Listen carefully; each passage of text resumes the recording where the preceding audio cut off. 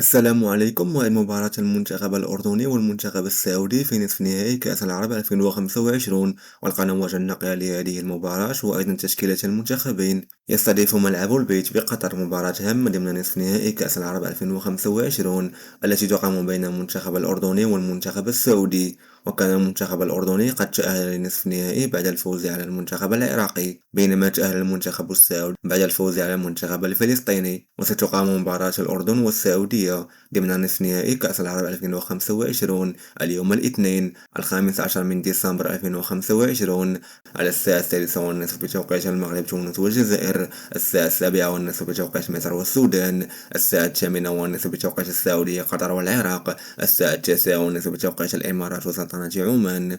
وسيدخل المنتخب السعودي هذه المباراة بالتشكيلة التالية: في حراسة المرمى نواف العقيدي، خط الدفاع علي مجرشي، وليد الأحمد، حسن جنبكتي، نواف بوشل.